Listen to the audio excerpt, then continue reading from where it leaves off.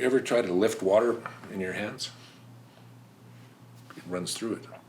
Water isn't ours, and we don't own it.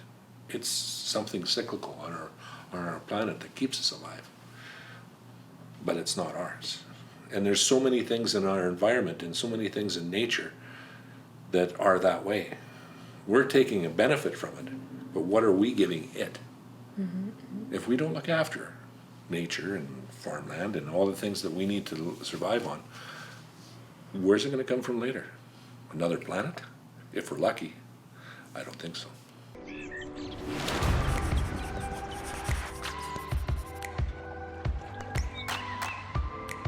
So my name's Ron Hockey. I've been a part of the Kelowna scene for a while, 17 nonprofit societies in 35 years. Most of that is to help the community build, have a foundation for the future. And so now I'm part of Okanagan Sustainable Leadership Council, which is Today, Tomorrow, Together. And all that is about is building all of our resources in one spot so that people can access them and do good things that we need in our community. They need to know that the supply comes from other places. 21,000 truckloads come every day from California, Mexicali. We have 1.8% arable land in Canada. This green space that we take for granted isn't always going to be here if we don't find a way to keep it here. And also teach our children what it means to their future. This is for future generations. We put up one house. We'll have to tear down the house and try to boil the 2x4 to flavor. I don't think that works. I think that we need to have shares in the farm. We need to have more opportunities to know about farming and from the 100-mile diet or whatever way you want to twist it, that they know that food is important in their life and they have to have access to it and be able to grow it and know it. 98 different types, no, probably less, maybe 86 different varieties of grapes, but we can go from red to white in one valley, and we have ice wine and champagne, sparkling wine. So that's a big diversity in one small area, so there's no reason why we can't be more diverse in our food and our methods of growing, but we need to know the value of that. So it's important that people learn how to do it, when to do it, all of those things. I mean, it's important that people understand that even though we're a speck in the world, this is a very special microclimate. This is a very special place. By 2050, there's supposed to be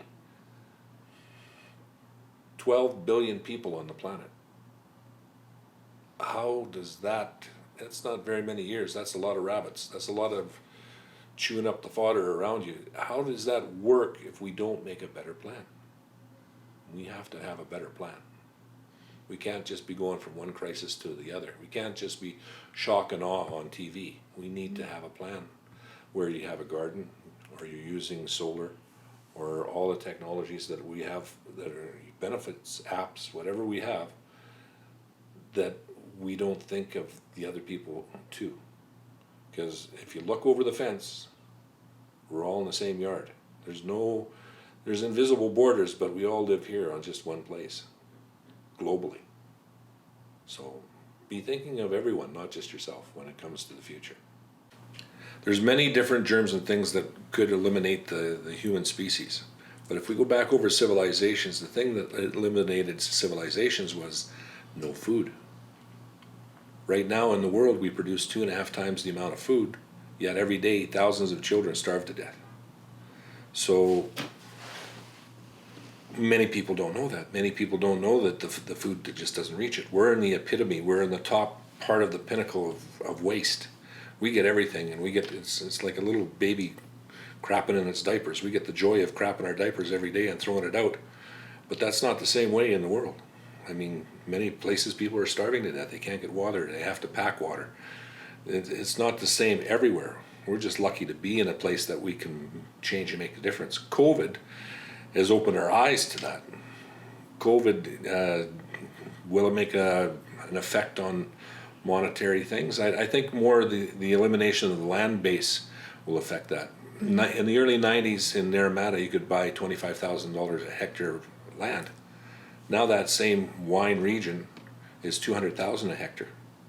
So yes, the awareness of COVID and what it could do to us is a big thing, but it'll have to be more of a longer play out. This is, to me, more a financial reset in the world. With this COVID thing, what we've done, the businesses that aren't open are hospitality and food businesses. The big bulk stores are open, the little stores are closed. Well, they're trying to take the cash out of the system. You take cash out of the system, what happens to the farmers markets? What happens to the little guy? What happens, how do they plastic up, right? Mm-hmm. So it's a supply chain problem too, right? It's multi-leveled and it's disguised. Mm-hmm. You know, it's one thing, but it's everything. You stay away from people. Well, what does that do? Divide and conquer. I don't like the thing that it is where they're making people fearful of everything. I don't think that that's going to help us. I think many hands make light work. If we work together, we can get lots done. Get out there and plant some seeds, water some things, pick some weeds. The one thing you never said on the farm when I grew up in Saskatchewan was that you were bored. All of a sudden there was a slop pail, there was a hoe, there was a rake, there was something in your hand. Immediately, even if you thought it, or even if they saw you sitting down and you weren't doing something, there was eggs to pick, there was something to do. The education of children is you take them by the hand and you take them into these farm areas and you show them what that lifestyle is like. And we have enough. Right now, why? I still don't know. People are taking unemployment money to pay their bills. But the farms are sitting there saying we need workers. Why can't we put the two together? Why can't we put people that need jobs together with people that have a job for them, especially in the agricultural area? I don't think there's many excuses for that, but it's a governmental thing that way. Education, right from 1 to 12, there's ways of integrating children into the agricultural areas here. If we're buying $15 million chillers for cherries, do they really know, most people that research this, that 80% of the cherries of the world came from the valley? They came from here. They came from the Summerland Research Center, where Fuji and Gala and many of the other species of apples and fruits were researched and done here. They've refined it to such a point where the fruits that are here that are grade A number 1, nobody sees them unless they live on that farm. They go away. Mm-hmm. Immediately. They're chilled. Mushrooms from our forests, all the things that are good and great, that are gone. They go to the highest dollar wherever it is in the world, including our fish. In my lifetime, 60 years, how is it that the fish in the forests are gone? Because money took them away. So we need to know the value of what we have and express that to our children. You know, how many know how to can? How many know anything about a farm life experience? They know to go to the shelf, they know to scan the food. They don't know much about what it really is. The part of the COVID reality I don't think people get, that the people that are passing away from it are also the people that built the foundation of our lives. And they have the answers about how do you make wax candles? How do you take care of bees? How do you farm? How do you build things? How do you throw cedar shakes? How do you do these things? Those are the people that granted us our lifestyles today.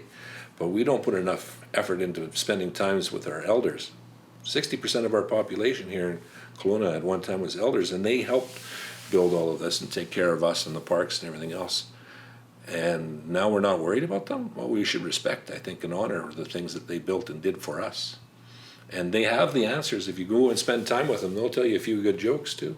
Day that we used to have, and it's only a city bylaw that keeps it there, is Sunday. We used to have Sundays off where we could all get together and have a barbecue or talk across the fence or whatever. The COVID thing was great because now people talk to each other. They shut off the app, they do this, they walk outside, they go, oh, I can breathe. And the world too was able to breathe. Dolphins come back to Venice, the turtles come back to India, they were able to see in the Ganges River again. First time Kathmandu was seen from the capital city. If nature gets to take a break and a breather, then we all get the better things. If all the water, the cycle of life goes through water, around and around we go, the water goes up, the water goes down. What happens when we clog a river? What happens when we put in a hydroelectrical dam? Mm-hmm. That's an artery of the world, we just blocked that. Mm-hmm. What happens? We have to be more aware that what we have locally is also definitely global. We're only one species, one planet, as far as the human species is concerned. Because all these other animal species are just living on survival. And now we've been put in that situation by just one germ. Oh, survival. Yeah, we need that. Well, how do we plan for it in generational terms? I would like to see the city use the technologies that we have. If we were in a building code where we were putting 6 and 12-story wood frame buildings, is it all LED? Is it a smart building? What happened to our smart buildings? We're going to get more involved in that, in smart technologies. And I think that that's a way of the future. And zero waste is a part of the future. Mm-hmm. And what about growing technologies? Growing technologies, $1.6 billion in 3 years was here through Okanagan technologies, right? We're going to go that way. And that's what the focus needs to be, is what technologies can we bring into our community that are green? And also in Kelowna, and I think we missed that opportunity when we did Communities in Bloom, that we're leaders in this. We need to bring people here and educate them from all over the world. It doesn't have to be exclusively somewhere else. And for us to bring people in here on off-season peak times, when we already have the rooms, why not? Why not bring more people in here during those times to help educate them so that they can do better at home?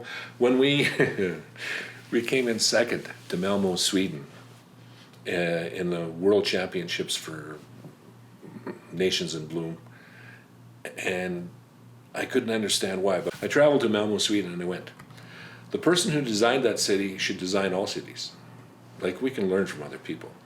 He had forks of water and bridges and plazas and parkways and transportation systems, and from old history up to new revolving buildings, all planned together. It needs that longer planning.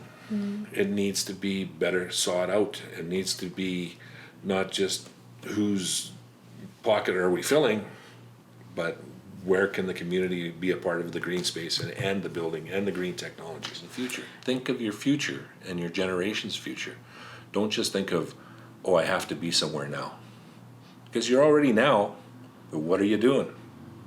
So my wish for Kelowna is that people are more aware of their environment and of the people that they live with, and how that will all come in the future if we do something about it now. Here's a philosophy I have. Life's the great race between 0 and 0. You come into the world with nothing, leave with nothing, equal among all. Doesn't matter how many things you have or what they are, they're not going with you. Doesn't matter. Put it together, you have infinite possibilities. Make each day your best, do something good today. Today's the only day you live in. If you can't be a part of today and doing things today, how do you know there's a tomorrow? And you can't rewind and do anything with the past because it's already buried.